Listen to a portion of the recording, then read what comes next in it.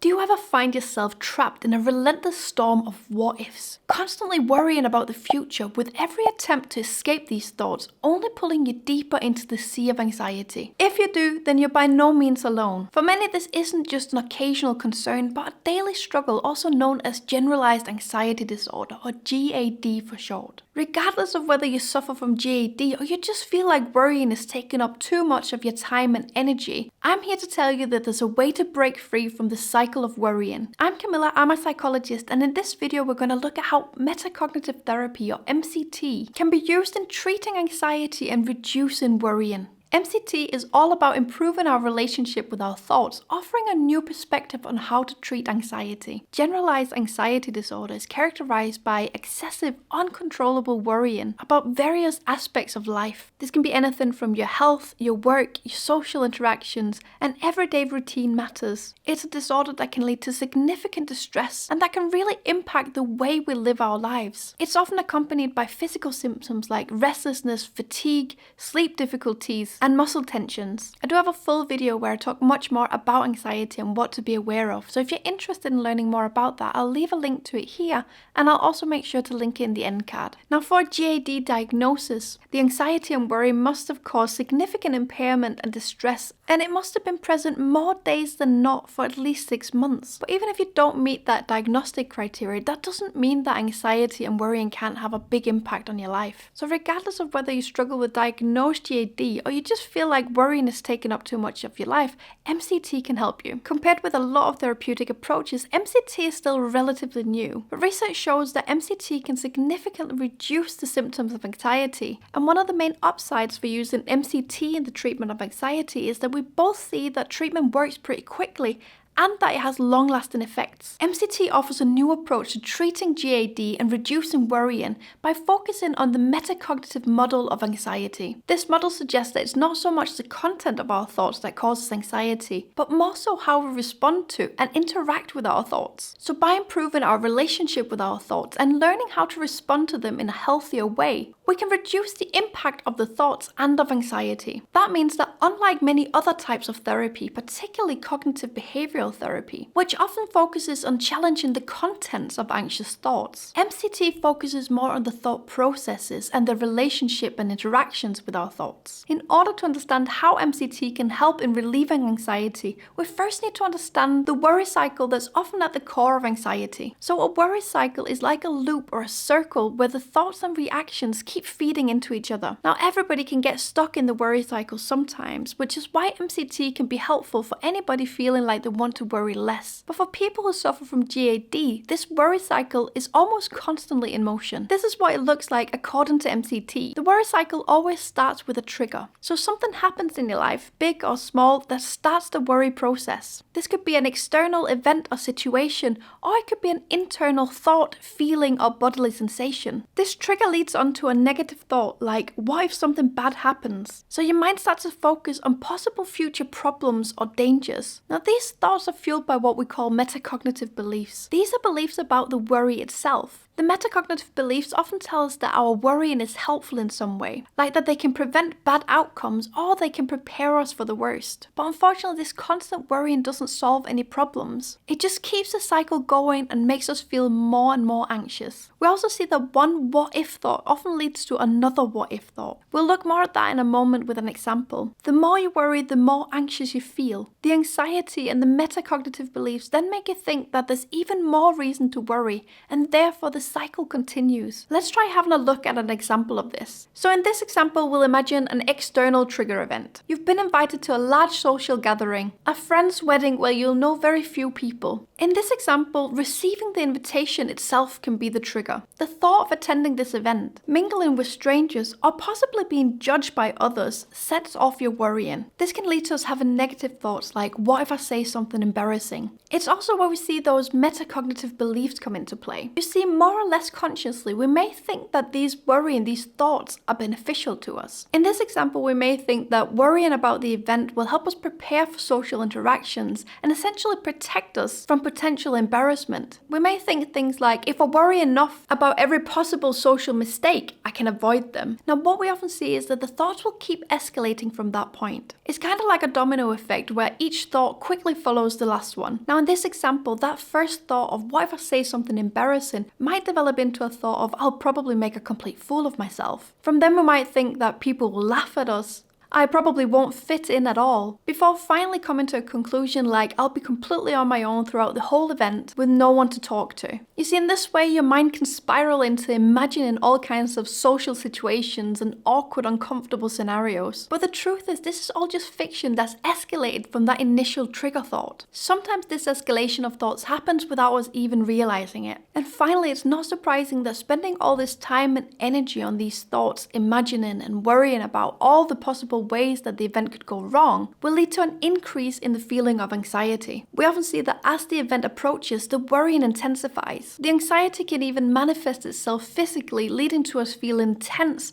nauseous, and even leading us to wanting to cancel going to the event. The more you dwell on what could go wrong, the more anxious you feel, creating this vicious cycle where your fear of social judgment or awkwardness becomes overwhelming. This particular example leans more into a type of social anxiety, but we see the exact same mechanism in all different kinds of worrying and anxiety. It could be a bodily sensation like experiencing headaches, leading you to think that you're suffering from a serious illness. Or it could be performance related, worrying about an upcoming exam or an important job situation where you feel like you need to perform. And that's exactly the core of MCT. Regardless of the content of the worry, the processes and the metacognition is the same. So when using MCT in treating anxiety, it typically consists of two parts, an awareness part and a regulation part. The awareness part consists of understanding the processes and the mechanisms that are at play when we experience anxiety. This is where we acquire a knowledge about the metacognitive processes. This can help us to identify and acknowledge the processes as they're happening. For example, when faced with a trigger situation or a negative thought, we can label it for ourselves, being aware of what's happening. We can then use tools from the regulation part of MCT to help us regulate the relationship with the thought and to be deliberate in how we respond to and engage with the thought. There are a few points of MCT that are foundational to help and reduce anxiety. The first one is that worrying isn't helpful. This is all about realizing that worrying doesn't prevent bad things from happening